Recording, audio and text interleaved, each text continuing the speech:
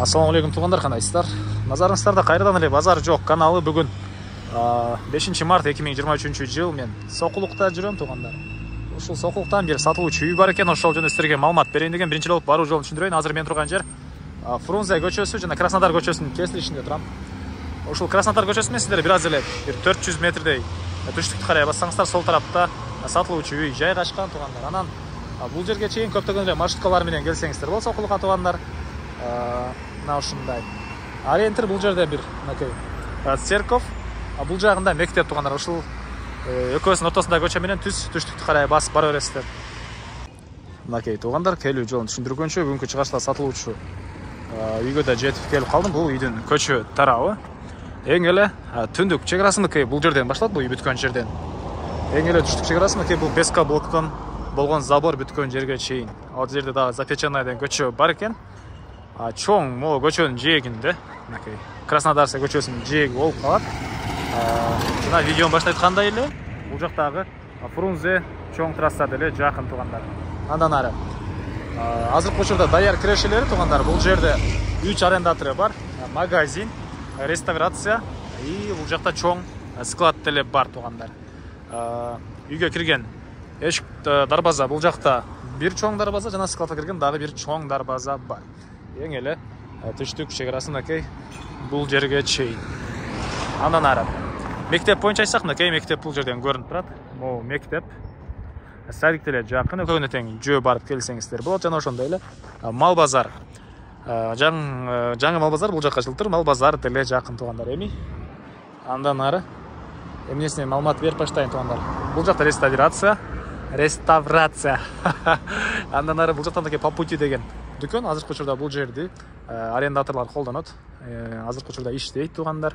Ички тарабына бир көргөзүп алайын, сиздерге көргөзүп коеюн. Толугураак түрдө көргөзсөңөр туғандар, клиенттер бар экен. Аларга дагы тоскоол болбойн дедим. Кыскасы ички тарабын көрдүңүздөр. Андан ары бул негизи кирүүчү дарбазасы. Көрүп тургансыздар, темирден болгон дарбаза. Алды тарабы стяжка болгон. Мынакей. Бул жак стяжка, бул жакта узун турасы 10-9 болгон үй. Стенасы бышпаган кирпич, жана бул жакта узун турасы 27-ге 5,5 болгон үй. Стенасы кирпич, алды тарабы стяжка, кенен эле бир көп эле машина баткандай жер. Бул жакта тапчан. И алды тарабына бир аз жер жемшексеңиздер деле жер, жана ал жагында жанакы чоң складка өтүп кеткен. Бул жерден да жай бар экен. Окей. Кайсы жактан баштайын туғандар? Чоң экен. Көргөзө турган нерсе көп. Бул жакта складты көргөзүп коеюн да, андан соң бул үйдүн ички тарабынан баштайын. Окей, бул жакта мондай чоң склад бар. Окей. Навестин түбүндө чоң склад. Бул жактагы жер деле ушул үй ээсине караштуу туғандар. Жалпысынан жердин аянты документинде 12,5 соток, фактически 15 сотоктон көрө экен. Анан кааласаңыздар, могу үйдүн түбүнөн бул жагын өзүнчө алсаңыздар деле болот. Бул жагын өзүнчө. Анан кааласаңыздар жалпы бирге алсаңыздар деле болот экен. Өзүңүздөр көрүп, карап, ойлонуп көрүңүздөр. Эми бул жактан биринчи эшиктен көргөзүп кете берейин, катарына да, ички тараптарыны. Бул мынакей негизи кирүүчү эшиги. Көрүп тургансыздардай темирден болгон эшик орнотулган. Бул үй кирпич, жана тышкы утеплять этилип, анын тышкы тарабынан текстура чачылган. Киргенде мондай бир коридор. Бул коридордон калган бөлмөлөргө өтүп кете алабыз. Анан трехфазка бар экен туғандар. Отопление, паровой отопление, көмүр менен жана электр энергиясы менен жылыткан котелдор менен үйдө жылытат. Полдор мынакей бул бөлмөнүкү ламинат. Түштүк тарабынын катарынан терезелер. Андан ары. Анан бул складта жана магазинде күзөтүү камералары бар. Аны айта кетейин. Анан үйдүн кээ бир мебелдери калат. Кээ бирлерин алып кете берсейт, аны келгенде өзүңүздөр дагы карап сүйлөшүп алсаңыздар болот. Бул жакта бир детский бөлмө. Бул жакта ванна, душ, ажаткана. Сус аристон менен жылыйт, жана бул жерде кухня туғандар. Көрүп тургансыздар, кухонный мебелдер, раковина суу чыгарылган. Бул кухонный мебелдер, бул плита деле калат экен. Эми андан ары калган маалыматтарды берейин. Андан ары эми туугандар бул жакта очокана.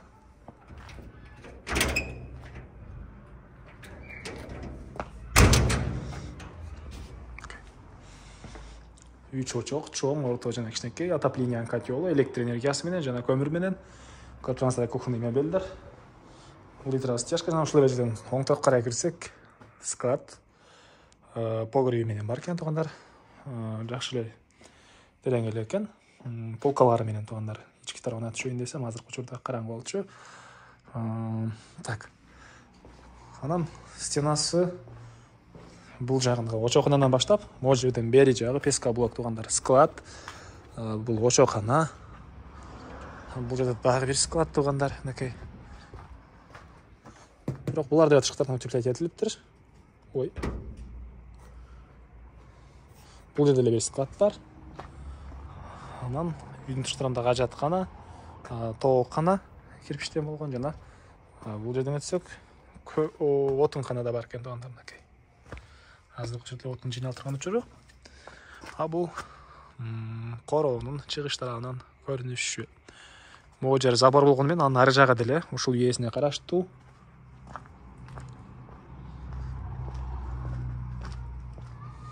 Эми так. Бул жакта тапчан.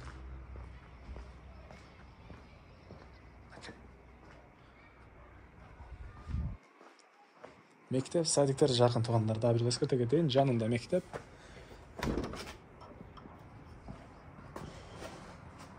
Бул жакта мынакей кире бериш.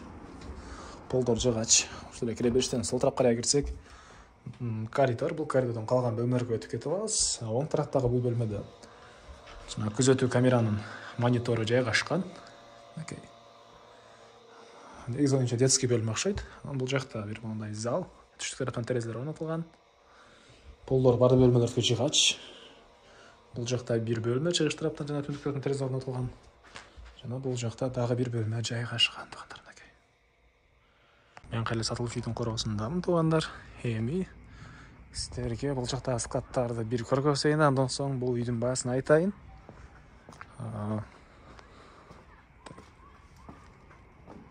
Бул жакта чоң мондай навес, азыркы склад катары колдонушат. Мынакей.